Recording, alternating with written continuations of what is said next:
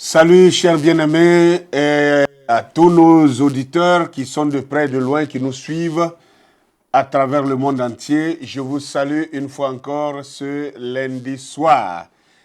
Comme cela commence à être d'habitude, chaque lundi, de 20h à 21h, nous avons ce petit temps pour nous entretenir autour d'un enseignement, d'un thème choisi pour faire un enseignement afin que vous puissiez relayer ces enseignements dans vos groupes d'amis, de connaissances et tout cela.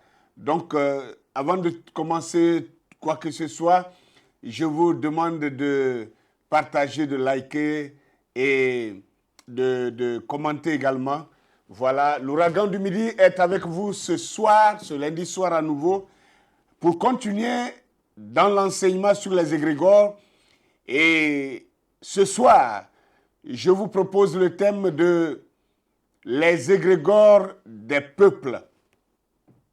Nous avions parlé d'abord du nom de Jésus, Jésus-Christ ou Emmanuel, Emmanuel ou Jésus-Christ, parce que vraiment, il était question qu'on puisse élucider qu'est-ce qui est juste dans tout ça. Et nous avons parlé de ça. Après, nous avons parlé de qu'est-ce que c'est qu'un égrégore. Et le lundi passé, nous étions avec vous pour parler de l'impact des égrégores. Et ce soir, encore, nous revenons pour continuer dans cette lancée avec un nouveau thème, les égrégores des peuples. Bien. Juste en récapitulant, nous allons vous rappeler que nous avions dit la dernière fois qu'un égrégore est un concept désignant un esprit de groupe constitué par l'agrégation des intentions, des énergies et des désirs de plusieurs individus unis dans un but bien défini. C'est ça un égrégore. Et nous avons dit qu'un égrégore désigne aussi une entité ou une forme de conscience collective créée par la pensée et les émotions d'un groupe de personnes partageant les mêmes croyances, des valeurs ou des objectifs communs.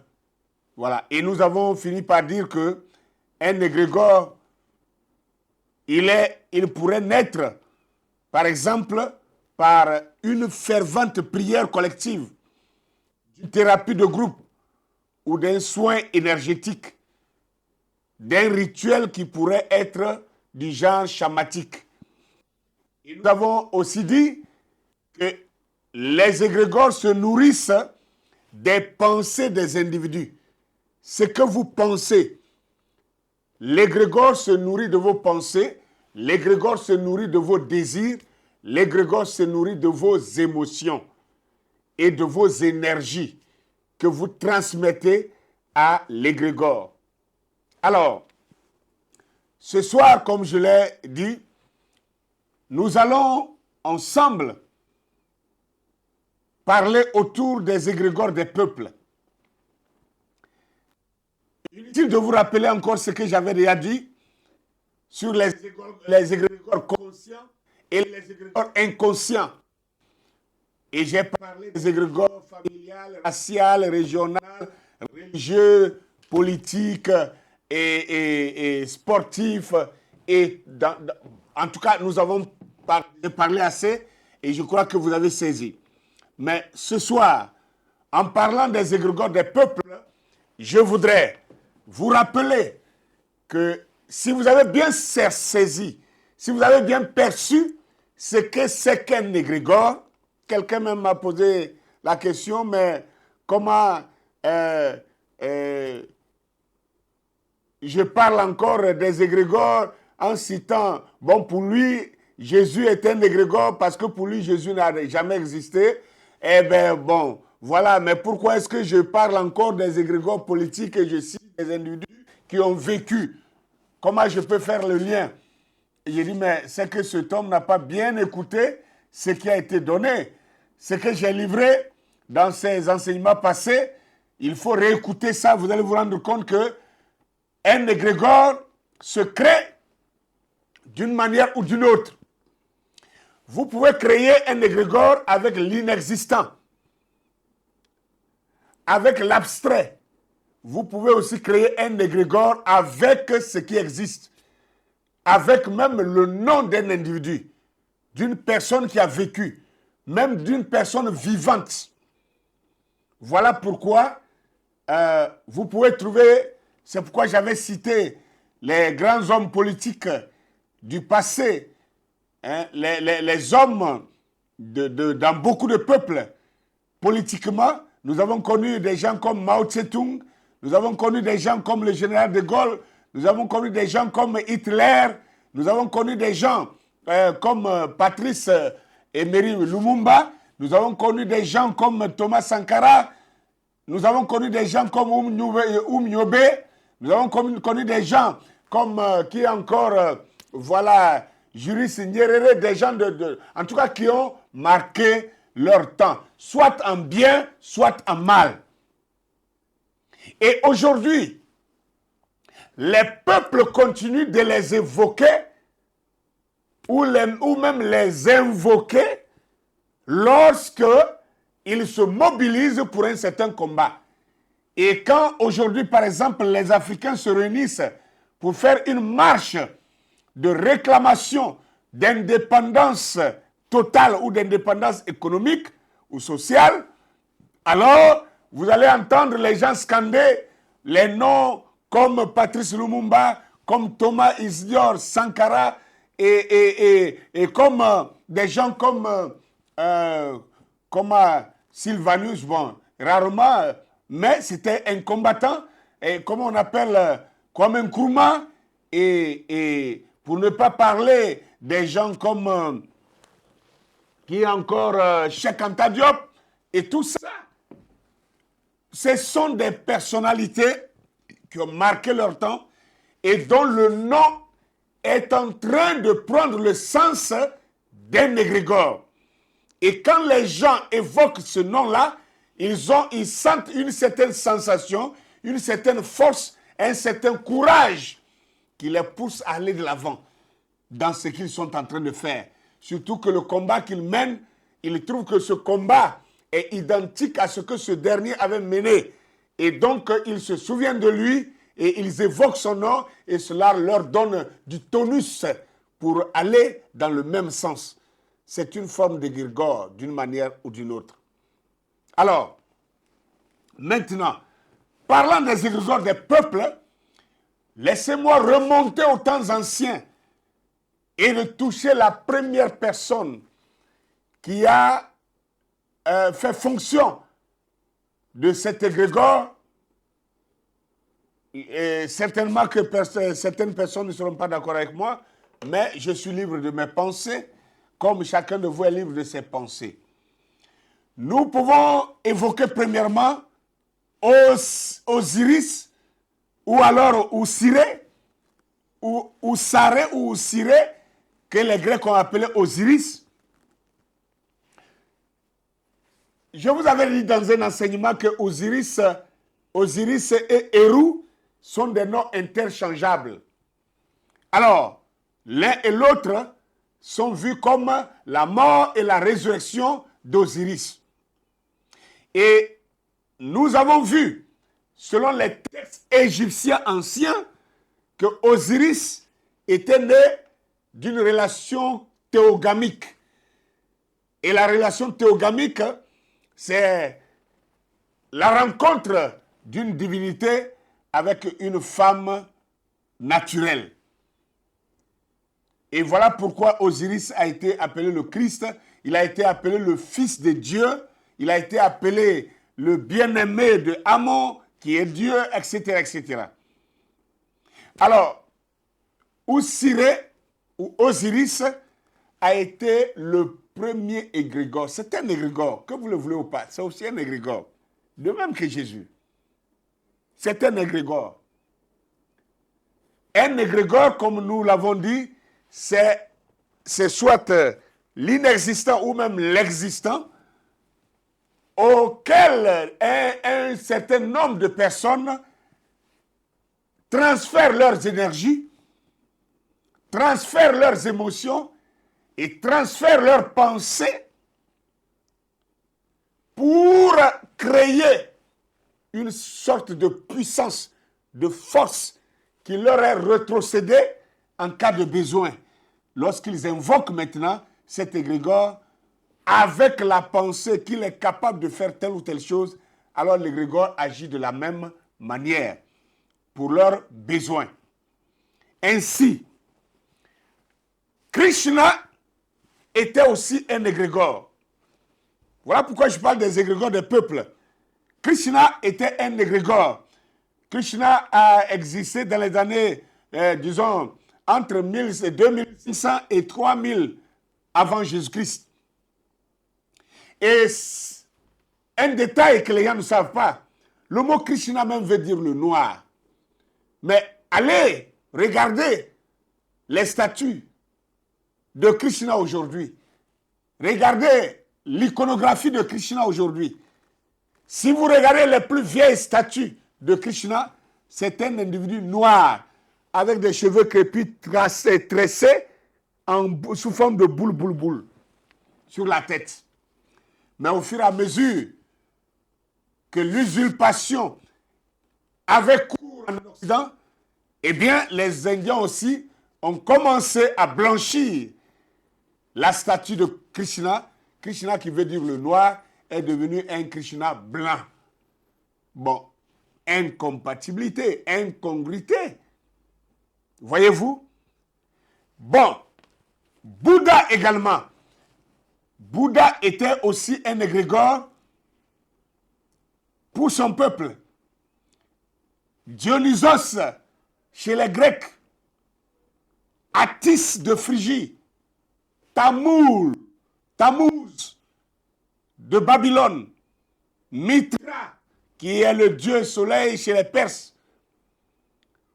Et même Mahomet, c'était un égrégore. Même Jésus-Christ, ce fut un égrégore. Tous ont tiré, parce que la preuve, tous ces noms que je viens de vous citer, allez regarder leur histoire. On vous dira que Krishna est né d'une vierge, etc., et qu'il a eu aussi 12 compagnons, et qu'il serait mort, il serait ressuscité le 3e jour, etc., et qu'il serait assis, serait monté pour être assis sur le trône de son père. Bon, des choses comme ça. Bouddha, c'est pareil, la même histoire. Dionysos, la même histoire. Mitra, la même histoire. Attis, la même histoire. Jésus-Christ, la même histoire. Vous ne voyez pas qu'il y a quelque chose quelque part? Il y a un lien quelque part, une jonction. Et les adeptes de ces égrégores-là se combattent les uns les autres. Chacun veut que son égrégore soit vrai et que celui des autres soit faux. Mais, comme je vous l'ai déjà dit dans plusieurs enseignements, quand il y a dispute à propos d'une certaine chose, c'est l'ancien qui tranche. C'est la personne la plus ancienne qui tranche. Et quand vous regardez tous ces noms que je venais de citer, depuis Krishna, passant par Bouddha, Dionysos, Attis, Tammuz, Mitra, Mahomet, Jésus-Christ, tous ces noms-là, tous ces égrégores sont venus après Osiré ou Osiris. Osiris, ça existait avant tous ces égrégores-là. Et s'il y a un modèle qui doit être vrai, c'est le commencement. C'est celui qui est le départ. Les autres ne peuvent être que des copies. C'est ça la réalité que les gens ne veulent pas qu'on parle. Mais on va en parler. Je veux aller plus vite pour dire, j'ai écouté en semaine un Kamit qui a fait une petite vidéo et ça m'a vraiment intéressé. Et j'ai voulu reprendre ces paroles parce que c'est la vérité. Il a parlé des déclarations de certains papes.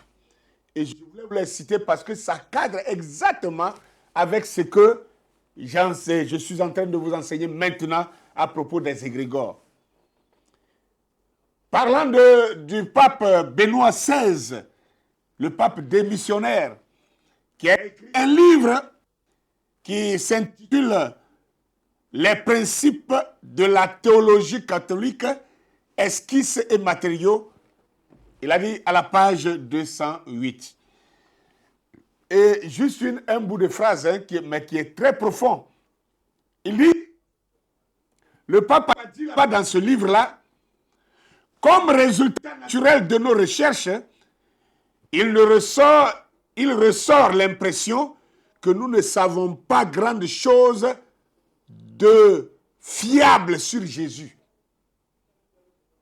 Il dit que eux-mêmes, ils ont fait des recherches et il ressort l'impression qu'ils ne savent pas grande chose de fiable sur la personne de Jésus. Donc, si vous lisez son livre jusqu'à la fin, la conclusion qu'il en a tirée maintenant, il conclut que c'est ce Jésus de la foi qui a donné naissance au Jésus historique. Et ça, j'ai aimé ça. J'ai vraiment aimé ça. Ah! Enfin, les vérités sortent. Ensuite, le pape Léon X, qui aussi aurait déclaré ceci, bien, il dit combien cette fable de Jésus-Christ nous a été favorable tant à nous qu'à nos proches. Alors, comment un pape qui vit du nom de Jésus, ils ont bâti tout ça sur le nom de Jésus. Et il vient dire aujourd'hui que le nom de Jésus, que ce Jésus est une fable. Et que cette fable a été profitable à eux et à leurs proches. Quand on dit que quelque chose est une fable, ça veut dire que c'est une invention. Ça veut dire que c'est un raconteur. Ça veut dire que ça ne tient pas debout. Ça veut dire que ce n'est pas la vérité. Une fable, c'est quelque chose de monté, quelque chose d'inventé. C'est ça la fable. Quelque chose que quelqu'un a pensé et il a déclaré et les autres ont pris ça pour monnaie comptant. C'est ça une fable. Et un pape ose dire que la fable de Jésus, la fable de Jésus-Christ a été favorable à eux tant qu'à leurs proches. Alors, vous commencez à comprendre quelque chose. Le troisième pape, c'est Paul III, le pape Paul III, qui déclare que n'ayant pu découvrir la moindre preuve de la réalité historique de Jésus, de la légende chrétienne, il dit « Je suis dans l'obligation de conclure à un Dieu mythique, légendaire et donc chimérique. » Waouh! Ça encore, c'est encore plus dangereux, plus violent. Il dit que selon leurs recherches, ils n'ont pas pu découvrir la moindre preuve de la réalité historique de Jésus. Ça veut dire que Jésus n'est pas une personne historiquement ayant existé. Et que c'est une légende chrétienne. C'est lui qui dit ça. Légende chrétienne. Il dit, je suis dans l'obligation de conclure à un Dieu mythique, légendaire et donc chimérique. Quand on dit que quelque chose est mythique, le mythe, c'est encore quelque chose d'inexistant, quelque chose d'imaginaire, quelque chose qu'on a imaginé. C'est ça qu'on appelle un mythe. Et la légende, c'est pareil. Une légende, c'est une histoire inventée qu'on a racontée et ça reste de génération en génération dans une certaine société donnée. Mais quand on dit chimérique, ça veut dire que c'est des chimères. Chimère, c'est un peu comme en Côte d'Ivoire, nous, dans notre jargon, nous disons c'est des conneries. On dit c'est des conneries, c'est des bêtises. Voilà ce qu'il est en train de dire. Que n'ayant pu découvrir la moindre preuve de la réalité historique de Jésus, de la légende chrétienne, il appelle ça légende, la légende chrétienne, je suis dans l'obligation de conclure à un Dieu mythique, légendaire et donc chimérique. Donc un Dieu de chimère. de n'importe quoi. Oui, je sais ce que certains vont dire maintenant. Ah non, voilà, les catholiques, c'est des démons. Les catholiques, ils ne croient pas, ils ne sont pas... oh, oh. Écoutez, du calme. Moi, je suis sorti de la religion maintenant. Je veux ce qui est réel. Je veux ce qui est logique, ce qui est clair. Je veux ce qui est vrai, ce qui est juste. Et pour cela, toutes les Bibles que nous avons, je dis bien toutes les Bibles sont tirées des mains des catholiques. Arrêtons ce que nous sommes en train de faire. Non, moi je ne lis pas la Taube, moi je lis seulement Louis II, parce que Louis II c'est pour nous les protestants. Oh, quelle idiotie, quelle religiosité. Martin Luther était un prêtre catholique. Il était docteur prêtre catholique. Et il était au Vatican. C'est Luther qui s'est révolté, qui est sorti de l'église catholique. En sortant, il est sorti avec une Bible. La Bible catholique. C'est lui qui allait traduire la Bible pour la première fois en allemand. Et de l'allemand, c'est passé en anglais, de l'anglais au français, etc., etc. Il a tiré ça d'où? Des mains des catholiques. Vous racontez quoi? Le protestant, lui, il avait quelle Bible? Il a existé quand? Il a existé quand? Ce sont les catholiques. Qui a composé les livres de la Bible? Ce sont les catholiques. Ce n'est pas les protestants. Les protestants n'existaient pas encore. Qui a canonisé certains livres et déclassé certains autres livres pour dire que ces livres-là ne sont pas dignes d'être reconnus comme des livres inspirés? Ce sont les mêmes là, les mêmes catholiques. Donc, que vous disiez, que vous lisiez la Bible Taube, que vous lisiez Louis II, que vous lisiez, je ne sais pas quoi, la Septante, la Vulgate, Saint-Martin, Thomson, toutes ces versions-là sont issues de là. Donc, du calme, du calme. Ne faisons plus la religion. Allons à l'essentiel et à la réalité. Parce que Dieu n'est pas dans la religion. La religion est devenue le refuge du mensonge. Alors que l'Écriture dit que l'Église devait être la colonne et l'appui de la vérité, l'Église est devenue le refuge du mensonge et de la tromperie. L'Église est devenue le refuge, la protectrice de l'hypocrisie, du mensonge, de la tromperie, de la falsification.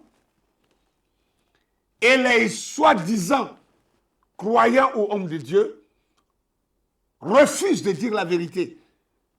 Parce que la vérité va déconstruire tout ce qu'ils ont fait. Mais nous sommes à un âge, à une ère qu'on ne peut pas jouer avec. Voilà. Vous feriez mieux d'affronter cette réalité. Nous allons continuer. Bien.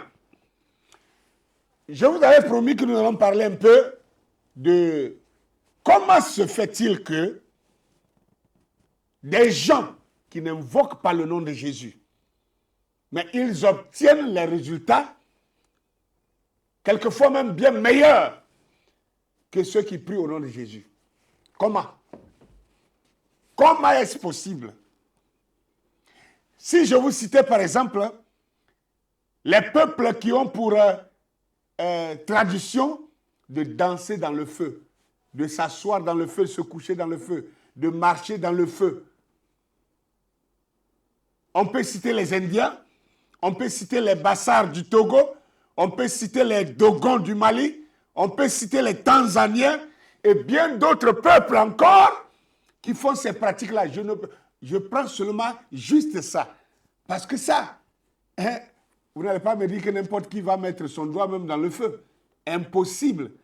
À plus forte raison dire que quelqu'un, tout entier, son corps tout entier, il marche dans le feu. Et il n'est pas brûlé.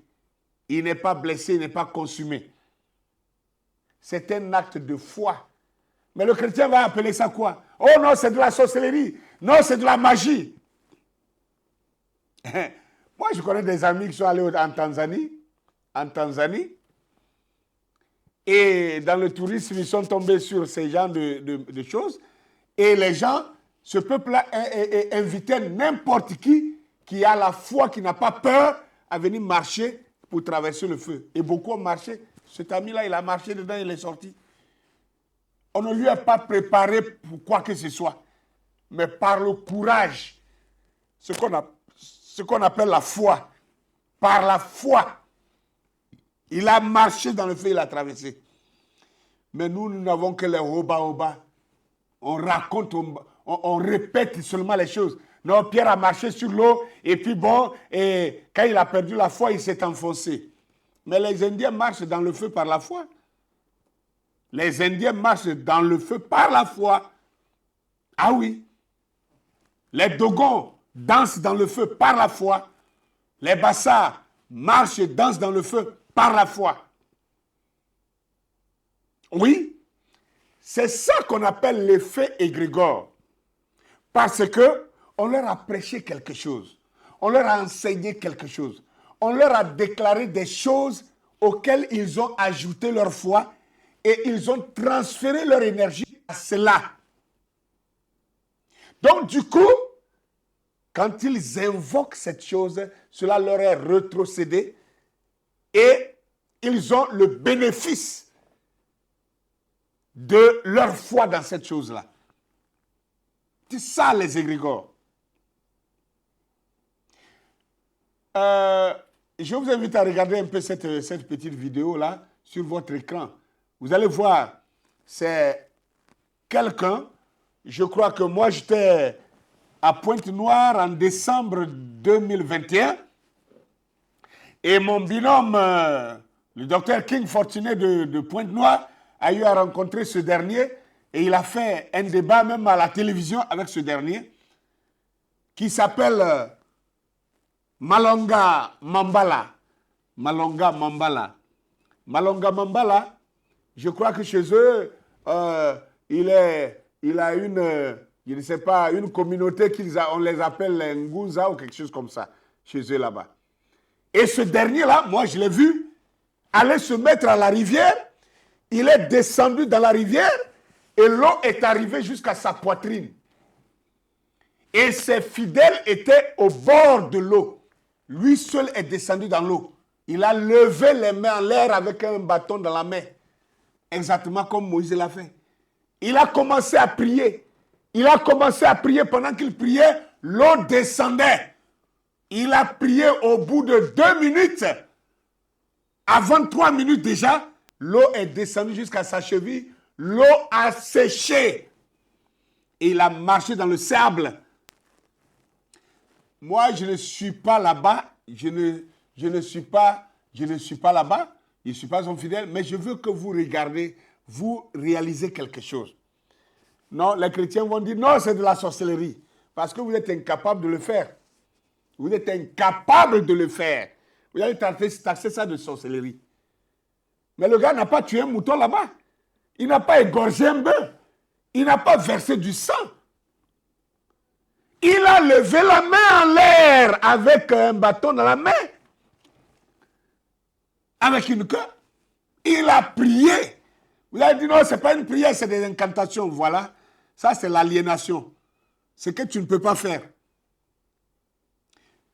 Un homme intelligent devrait s'arrêter et poser la question, comment est-ce possible? Comment cet homme-là, il n'a tué ni mouton ni bœuf, il n'a tué même, il n'a pas tué un homme, il n'a pas tué un animal, il n'a même pas versé du sang, il a aussi parlé sous l'effet de la parole. Il a parlé, il a invoqué, il a insisté, il a cru à sa parole. Et l'eau a séché. La rivière s'est coupée en deux. Oh non, ça c'est de la sorcellerie. Non, le seul qui a coupé les eaux, c'est Moïse. Tu as vu ça? Tu as vu avec tes yeux? Est-ce que tu as vu avec tes yeux? On te l'a raconté. Et ça, tu crois ça. Tu es un faux croyant, tu es un mauvais croyant. Voilà pourquoi la religion est dangereuse et toxique. Non, heureux ceux qui croient sans avoir vu. Et on se cache derrière ça. Mais il a dit aussi, celui qui croit en moi fera les mêmes œuvres que j'ai fait. Pourquoi est-ce que nous n'arrivons pas à faire? Pourquoi on n'arrive pas à le faire? Pourquoi? On n'a que des paroles, les récitations. Mais cet homme a fait quelque chose. Au lieu de le critiquer, au lieu de l'insulter, au lieu de le maudire, au lieu de le taxer de féticheur, moi je ne connais pas sa vie et ça ne m'intéresse même pas de savoir sa vie. Mais je regarde l'action qu'il a posée. L'action qu'il a posée. Parce qu'aujourd'hui, les mêmes qui combattent ce que nous sommes en train de faire, les mêmes là s'accrochent. Non, Branham a fait des miracles. Branham a fait des... Vous vous accrochez au miracle, non? Vous vous accrochez au miracle. Mais ça, c'est quoi? Lui, ce que lui, il a fait ici, là, on appelle ça quoi? On appelle ça quoi? Vous voulez taxer ça de sorcellerie? Si c'est ça la sorcellerie, c'est que tout ce que Branham a fait, c'est la sorcellerie aussi. Pourquoi on est méchant comme ça? Au lieu d'utiliser notre cerveau pour réfléchir, examiner, chercher pour savoir quel est l'effet derrière la chose. Non, quelle est la puissance derrière la chose qui a produit l'effet. Non, on préfère prendre le raccourci et dire non, que pour les autres c'est la sorcellerie, pour les autres c'est voilà, c'est de la magie, mais pour vous c'est la foi. N'importe quoi. N'importe quoi. Je dis n'importe quoi. Maintenant, je vous présente encore cette vidéo-là. Regardez un peu. Vous pouvez aller sur le site de cette jeune fille. La jeune fille de Komsilga au Burkina Faso. Une jeune fille. Je ne sais même pas si elle a 20 ans. Elle guérit toutes sortes de maladies. Et c'est selon son inspiration. Tantôt, elle impose les mains et elle prie. Et le paralytique se lève pour marcher. Tantôt, elle prend de l'eau, selon son inspiration, elle prend de l'eau, elle jette sur le malade, elle dit quelques mots, et puis le malade se lève pour marcher, et il est guéri. Tantôt, elle vient s'agenouiller, elle prie pendant longtemps, quelquefois elle prend un bâton, elle touche la personne, et la personne, elle a plusieurs manières de faire. Mais est-il que elle guérit presque toutes les maladies, toutes les infirmités. Et les gens vont là-bas par milliers. La dernière information que j'ai reçue dernièrement, il me semble que le roi Ashanti du Ghana l'a invité pour venir à Kumasi au Ghana pour essayer d'aider les malades là-bas. Bon, cette jeune fille-là, elle ne tue pas de mouton, elle ne gorge pas d'animal, elle n'a pas tué quelqu'un. Elle invoque, elle parle et les malades sont guéris. Elle parle et les paralytiques marchent. Elle parle et les aveugles voient. Elle parle et les cancéreux sont guéris. Elle parle. Et toutes les maladies, toutes sortes d'infirmités est guérie. On ne se pose pas la question pour savoir comment est-ce possible. Tout ce que nous avons à faire, non, c'est de la sorcellerie. Parce qu'il ne dit pas Jésus. Oh là là. Parce qu'il n'a pas prononcé Jésus. Donc, c'est de la sorcellerie. Mais cette sorcellerie-là, si c'est ça la sorcellerie, c'est que c'est une bonne sorcellerie. Toi qui as Jésus, qui n'est pas sorcier, toi qui as Jésus, qui n'est pas magicien, là, pourquoi tu ne fais pas ça? Pourquoi tu ne fais pas ça? Jésus a déjà donné l'ordre. Il a dit que quiconque croit en lui fera les mêmes œuvres que lui l'a fait. Toi le grand croyant, toi le meilleur croyant, toi qui n'es pas sorcier, qui n'est pas charlatan, qui n'est pas magicien, pourquoi tu n'arrives pas à le faire? Pourquoi ne le fais-tu pas? Pourquoi es-tu incapable de le faire? Moi, je pense que nous sommes arrivés à une ère où on ne doit plus s'arrêter là. Et puis les blabla qu'on raconte. Non, il est devenu temps. Non, il ne croit plus. Non, il est devenu temps. Il a quitté le message. Non, il ne croit plus Jésus. Il ne croit plus tant. Non, moi, j'ai dépassé ça. Racontez ce que vous voulez. Ça m'intéresse très peu. C'est comme de l'eau sur la plume du canard. Ça ne mouille même pas mes plumes. Pas du tout. J'ai dépassé ça. Je veux examiner les choses. Je veux étudier les choses. Je veux réfléchir. Je veux faire usage de mon intelligence pour comprendre les choses. Parce que la vraie science passe par la réflexion. Venons-en à la statue, c'est au statut baoulé de fécondité. Il y a ce documentaire qui est sur Internet. Ce documentaire sur Internet d'une des statues baoulées, le peuple baoulé de Côte d'Ivoire ici. Ils ont deux statues, un homme et une femme taillées ensemble. Et à l'époque, ces statues ont été volées. Et ils sont allés vendre ça aux États-Unis. Et un Américain a acheté les statues. Et il a déposé chez lui.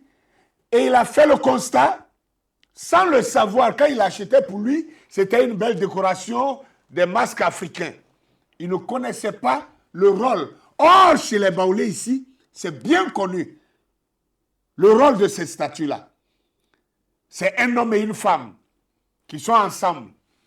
Et il a constaté que toutes les fois qu'une femme ne faisait pas d'enfant, que les femmes venaient toucher seulement la statue, cette femme devenait féconde et elle enfantait. Mais c'était même le rôle même de ces statues-là. Et lui, il ne savait pas. Et quand il a constaté ça, il a pris les statues pour aller les mettre dans un musée. Et 800, j'ai dit bien, allez regarder le documentaire. Plus de 800 femmes.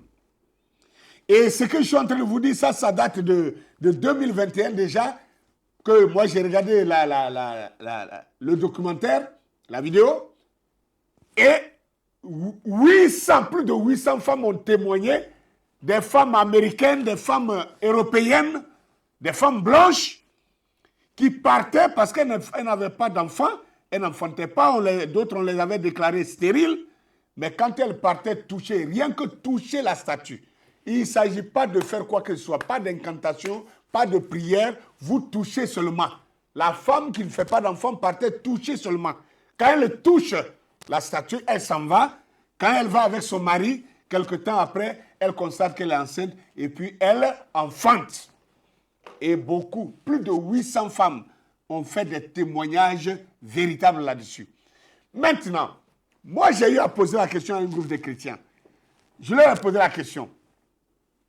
Le christianisme nous enseigne que pour être sauvé, il faut qu'on vous prêche l'évangile. Si on vous prêche l'évangile, que vous avez accepté le Seigneur, vous avez accepté Jésus comme votre Seigneur et Sauveur personnel, que vous vous êtes fait baptiser, alors vous êtes sauvé. Bon, moi je pose la question maintenant à un groupe de chrétiens.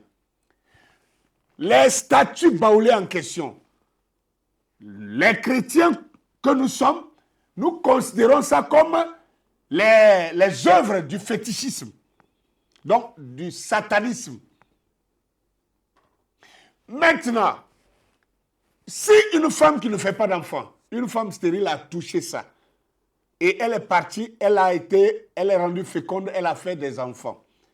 Si cet enfant-là grandit, et que vous, en tant que chrétien, vous ne connaissez pas son histoire, vous partez prêcher l'évangile à ce dernier, et que ce dernier croit, et que vous l'avez baptisé. Il a cru, il a été baptisé, maintenant il vient prier avec vous. Est-ce que cet enfant-là, il est sauvé? Oui ou non? Répondez-moi. Beaucoup ont réfléchi, d'autres ont dit non, il n'est pas sauvé. Il dit mais pourquoi pas? Non, parce que sa mère est allée toucher des statues païennes, des statues païennes pour l'avoir et pour pouvoir l'enfanter. Donc c'est pour cette raison que l'enfant n'est pas sauvé. D'accord. Mais qu'est-ce qu'il faut faire pour être sauvé? Non, il faut croire à l'évangile et puis il faut être baptisé. Mais j'ai dit bien, vous avez prêché, cet homme a cru, il a été baptisé. Pourquoi ne peut-il pas être sauvé? Ah, d'autres ont révisé maintenant leur réflexion. Ils ont dit non, non, cet enfant, il est sauvé. Ah, donc, cet enfant-là est sauvé? Vous êtes sûr qu'il est sauvé? Alors, si cet enfant-là peut être sauvé, alors, dans ce cas-là, est-ce que la femme, elle a bien fait ou elle a mal fait d'aller toucher la statue pour avoir sa fécondité? Question. Vous voyez un peu? Où est où je vais en venir?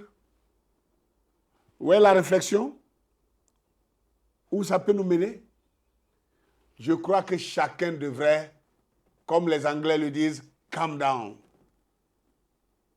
Calm down. On doit tous vraiment se calmer et développer notre esprit de réflexion et ne pas être seulement des suivistes religieux endoctrinés et même aliénés. C'est honteux là où on en est arrivé. Bien. Je n'ai toujours pas encore répondu pourquoi le nom de Jésus guérit et les gens qui n'ont pas le nom de Jésus, ils guérissent aussi. Mais je crois que ceux qui sont assez intelligents commencent à comprendre. Mais je vais quand même répondre à ça. Regardez un peu quelque chose. Le nom de Jésus-Christ qui est en français et la Bible française, regardez. Dans la Bible française, il est dit qu'il n'y a aucun nom qui a été donné dans les cieux, sur la terre ici, parmi les hommes par lesquels nous devons être sauvés. Que Jésus est celui-là, la pierre qui a été rejetée par les bâtisseurs. Et donc, ça c'est Actes chapitre 4, versets 11 à 12.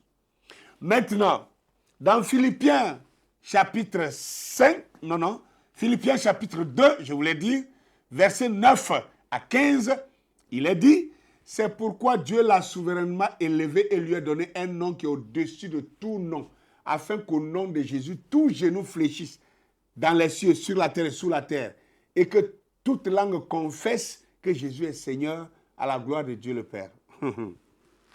Ouais. Non, mais les Européens, vous nous avez eu. Vous nous avez vraiment eu. Alors, si c'est le nom de Jésus qui est au-dessus de tous les noms, dans les cieux, sur la terre et sous la terre. Bon, d'accord. Moi, allez faire vos recherches aussi. La première Bible traduite en français, la première fois que la Bible a été traduite en français, ce fut en 1538. En 1538. Ça veut dire qu'avant 1538, le nom de Jésus, c'est-à-dire le nom du Messie en français n'existait pas. Les Français, d'abord le français n'est pas plus vieux que les langues africaines. Vous le savez très bien. Donc, si on n'a pas prononcé Jésus, on n'a rien. Alors que l'anglais ne dit pas Jésus. Il dira Jesus Christ. Il a dit non, c'est la même personne. Non, vous êtes des menteurs. Soyons réalistes. Soyons honnêtes envers nous-mêmes. J'ai déjà dit plusieurs fois et tout le monde le sait, on ne traduit pas un nom. On ne traduit pas un nom. Si vous vous appelez Yamba, Yanja, si vous appelez Mambe, si vous appelez Lobé, si vous vous appelez, je ne sais pas quoi, Kabongo, peu importe. Si c'est un Chinois qui parle avec vous, il doit vous appeler Kabongo. Si c'est un Allemand qui parle avec vous, pour prononcer votre nom, il doit dire Kabongo. Il ne doit pas traduire le nom. Pourquoi le nom de Jésus doit être traduit? Et tout ça, religieusement, on croit ça, on a avalé ça, on avance. On trouve que c'est normal, n'importe quoi.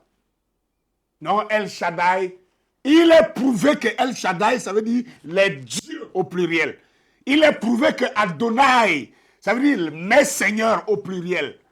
Pourquoi on peut dire que nous sommes monothéistes et on s'en va appeler Dieu avec une forme polythéiste? Et on est resté dans ça. On dit non, il ne faut pas toucher à ça. Non, ne touchez pas à ça. Pourquoi pas? Mais vous critiquez les pauvres, les non-chrétiens, vous les critiquez, alors que vous faites pire que ça. Bien. Maintenant, si le nom de Jésus, si on doit prononcer tous sur toute la terre, toutes les langues, on parle tous nos langues, mais pour appeler le Créateur, on est obligé de laisser le nom du Créateur dans notre langue pour l'appeler seulement en français. Il y a quelque chose qui ne va pas.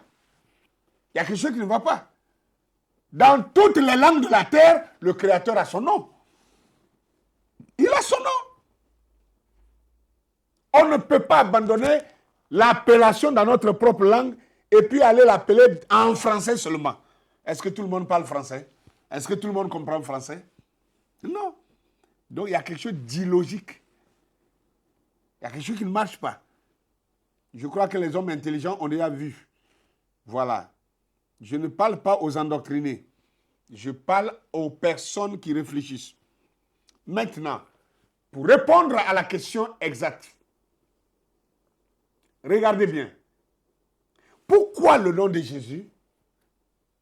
Quoique ce n'est pas vrai, quoique c'est faux, parce que nous avons déjà prouvé que le nom de Jésus ne peut pas être vrai, puisque la lettre J n'existant pas en hébreu, le nom de Jésus ne peut pas être vrai. Mais, quand même, quand on invoque le nom de Jésus, il y a des miracles, il y a des prodiges, il y a des résultats. Pourquoi cela? Et pourquoi aussi des gens qui n'invoquent pas Jésus, mais qui prient quelquefois même sans rien dire? Il prie, il dit Seigneur, donne-moi tant, ou bien Seigneur, guéris cet homme. Oh mon Dieu, il parle dans sa langue, ou bien il parle, je ne sais pas. Il parle dans sa langue et il invoque le Créateur et il demande au Créateur de guérir son enfant, son frère, son ami, son invité.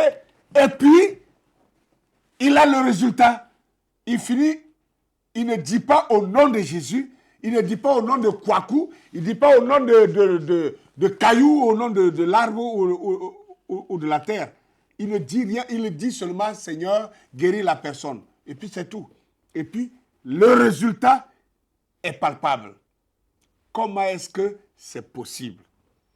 Et pourquoi le nom de Jésus, quand on invoque ça, alors les esprits s'enfuient et ils tremblent?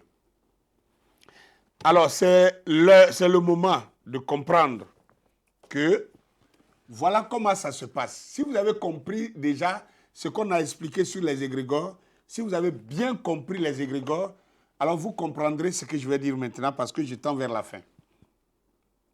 Vous allez très bien comprendre ça. Quand vous faites alliance avec le Créateur, en le nommant du nom de X ou de Y, c'est-à-dire le choix de nom que vous avez donné, que vous avez pris pour vous adresser à lui. Vous avez scellé une alliance avec lui en ce nom-là. Si c'est au nom de Jésus-Christ que vous avez scellé alliance avec votre Créateur, si vous avez dit Jésus-Christ, alors vous dites, viens habiter en moi. Alors l'Esprit du Créateur vient habiter en vous, mais sous le nom de Jésus-Christ, parce que c'est le nom que vous lui avez donné, en l'invitant à venir habiter en vous. Du coup, quand un autre esprit vient habiter en vous, si on venait invoquer pour chasser cet autre esprit, on dirait que tout esprit qui ne confesse pas le nom de Jésus, qu'il sorte. Alors, immédiatement, effectivement, tout esprit qui est entré en vous, qui ne confesse pas Jésus, donc vous n'avez pas fait alliance avec lui. Il va sortir. Il va sortir. Et si vous dites qu'il s'écroule, il va s'écrouler. Si vous dites qu'il soit chassé, il sera chassé. Est-ce que vous comprenez un peu quelque chose? Voilà la raison pour laquelle, si quelqu'un, il a fait alliance avec le Créateur, dans un autre, sous un autre nom, mais si ce n'est pas le nom de Jésus, si c'est sous un autre nom, venez crier sur lui, criez comme vous voulez jusqu'au soir, vous allez baver, ça n'aura pas d'impact. Parce que il a fait alliance avec le même Créateur, mais sous un autre nom. Voilà la raison pour laquelle aussi, toutes ces personnes que j'ai citées tout à l'heure, je ne dis pas qu'il n'y a pas de sorciers, qu'il n'y a pas de méchants, il y a des méchantes personnes qui font des choses par les pouvoirs maléfiques. Ça existe. Mais il y a aussi des gens qui sont sincères, honnêtes, qui sont remplis de foi, mais qui ne sont pas liés à Jésus-Christ. Ah non.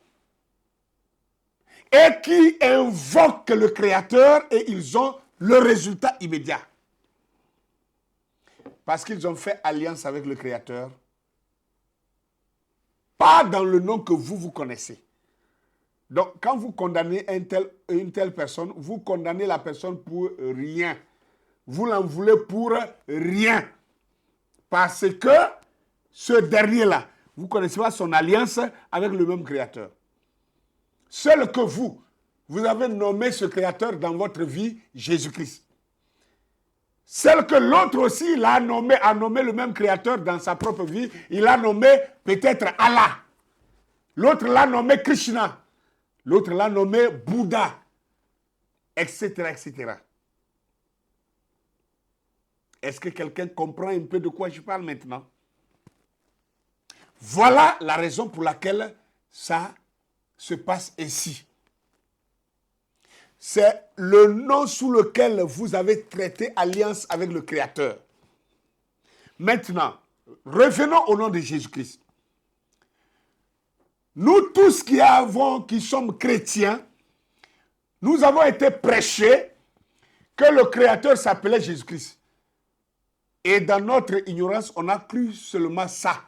On a dit que le Créateur ne peut pas avoir un autre nom que Jésus-Christ. Et du coup, nous avons traité alliance avec le Créateur sous ce nom-là.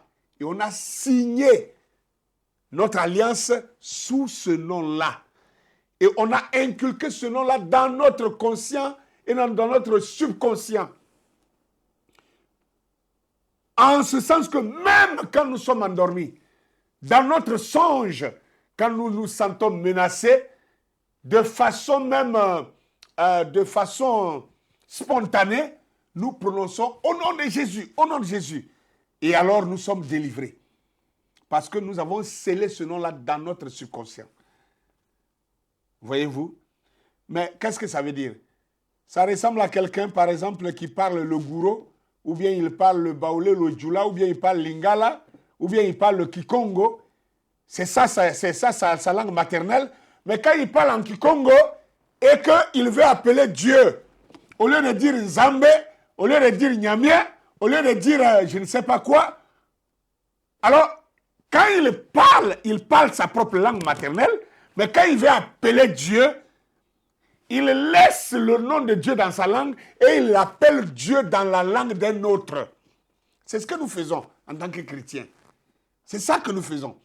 Et c'est ce que les musulmans aussi font. Ils abandonnent le nom de Dieu dans leur propre langue et ils l'appellent dans la langue des Arabes. On dit non, Dieu s'appelle, c'est Allah. On l'appelle Allah. Ah non, mais pourquoi? Si tu es Djoula, tu dois savoir que Dieu ne s'appelle pas Allah. En Djoula, il s'appelle Massa. Hein? En Baoulé, il ne s'appelle pas Allah. En Baoulé, il s'appelle Nyamien. C'est cela. Et nous aussi, chrétiens, c'est la même chose. On parle notre propre langue maternelle, mais quand il s'agit de parler, d'appeler Dieu, le nom de Dieu, nous laissons le nom de Dieu dans notre langue maternelle et nous l'appelons dans la langue maternelle des Français, en disant Jésus-Christ. Ou nous appelons le nom du Créateur dans la langue maternelle des Anglais, quand nous disons Jesus Christ. Nous abandonnons le nom du Créateur dans notre langue maternelle et nous l'appelons dans la langue maternelle, je ne sais pas quoi, du latin, de latin. Et nous disons Jésus Christo. Alors que le Créateur, il a un nom dans notre propre langue. Il a un nom dans chaque langue. Alors, chaque peuple qui a une langue et qui parle une langue a le droit d'invoquer le Créateur dans sa propre langue maternelle et le Créateur l'exaucera. Ah oui, ce n'est pas un péché. C'est même un brigandage de l'Occident qui a falsifié les Écritures pour dire qu'il n'y a aucun autre nom qui a été donné si ce n'est le nom de Jésus. Mais tous les peuples ne parlent pas le français. Tous les peuples n'appellent pas Dieu, le Créateur dans leur langue maternelle et Jésus. Non, je suis désolé. La langue dans laquelle vous êtes né et que vous parlez, cette langue-là, quand vous invoquez le Créateur dans cette langue-là, parce que Dieu qui a créé les langues, il comprend toutes ces langues. Il vous répondra. Donc ne faisons plus la religion. Vivons la spiritualité. Et la spiritualité, c'est de connaître Dieu, de vivre avec Dieu, de vivre Dieu et non de faire la religion. On est trop des pratiquants de la religion au lieu d'être des spirituels. Des hommes spirituels vivant naturellement, parce que le spirituel ne fait pas forcément des pratiques. Non. Le spirituel vit naturellement. Et il est en bonne harmonie avec toute la nature que Dieu a créée. Et il respecte les choses telles qu'elles sont. Et la nature lui obéit. Parce qu'il connaît les lois de la nature. Voilà de quoi il est question. Je ne vais pas allonger trop cette vidéo. Je vais revenir le lundi prochain pour clôturer avec ce sujet à propos des égrégores. Mais je souhaiterais que chacun puisse faire usage de son cerveau et que vous n'acceptez pas que les religions vous enlèvent votre cerveau et vous enferment dans l'endoctrinement qui vous conduit à l'aliénation. Cela n'a aucun bénéfice. Merci de m'avoir suivi. C'était l'ouragan du midi, avec pour thème en ce jour les égrégores des peuples. Que le Seigneur vous bénisse. Rendez-vous le lundi prochain, lundi soir à 20 h. Partagez cette vidéo, likez-la et commentez. Merci et à bientôt.